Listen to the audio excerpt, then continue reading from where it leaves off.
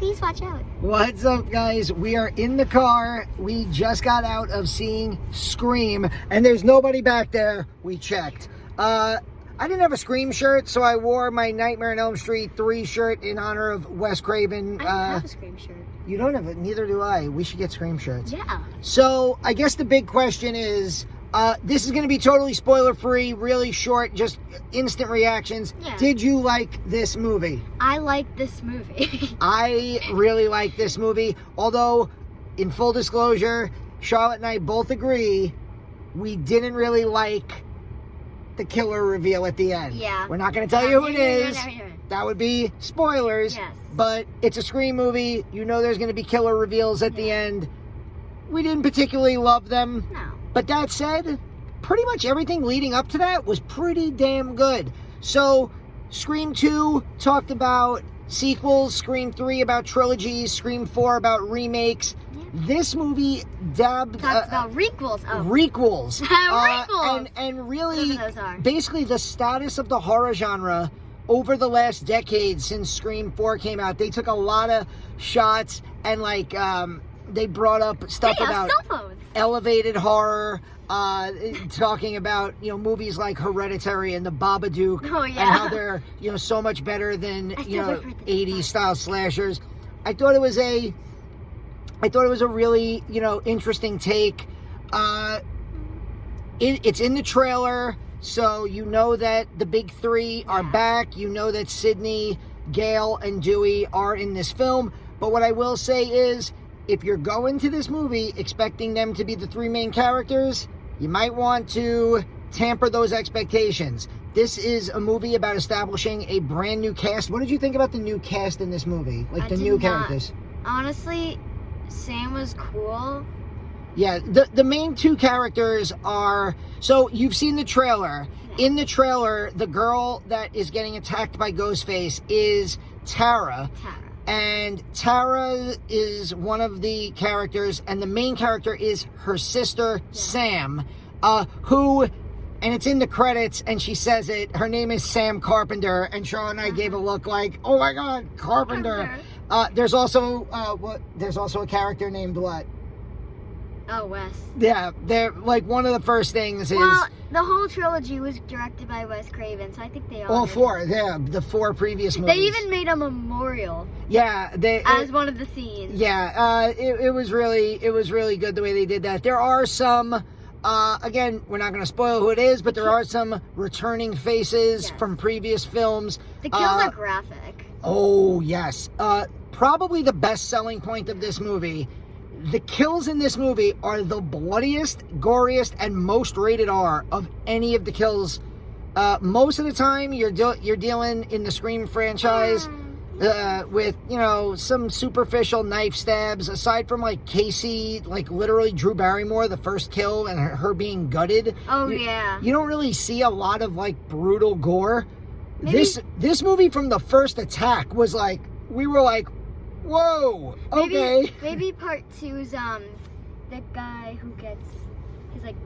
Oh yeah, that cop who gets like his face impaled by a pole. Yeah, that was gross. There were a few moments in the movie where we were laughing hysterically, because it has some really good funny moments.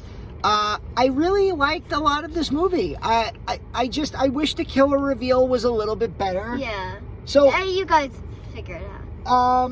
What do you think? Where would you rank this in your franchise ranking? I mean, granted, the movie ended about 15 minutes ago, so this is like totally... I'm sorry, but it's 5. You're putting it right up at the top? Do you know what this is called? What? Recency bias. It means you're showing bias towards a movie you just saw. It's okay though. Being wrong. No, if no. Okay, so you have 5, and then what? 2. 2? Where's 1? Oh, sorry. 1, then 2, then 4, then 3. Okay. Everyone hates 3. I'm not gonna lie. I think as a movie, I think this is probably the second best Scream movie. I would put the original, of course, at number 1. This one, I think, jumps the other sequels.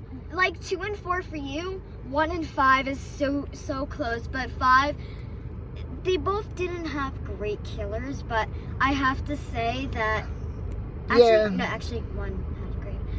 But 5 just like kind of gave me a feeling I liked it. Yeah, no, we kept looking at each other and smiling and like noticing things and really enjoying it, and the crowd seemed to like it too. The crowd was really into it. What a street they live on. Yeah.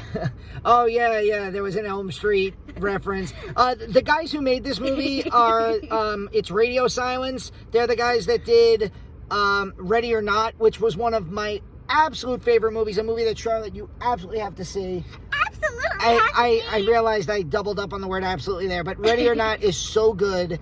It stars Samara Weaving, who was in Ash vs. Evil Dead, and she's great in that movie. And it's kind of just like this, where it's really graphic, but it's also very funny, and it's got like a lot of interesting characters. So I think if you really like this, you will love Ready or Not. Yay.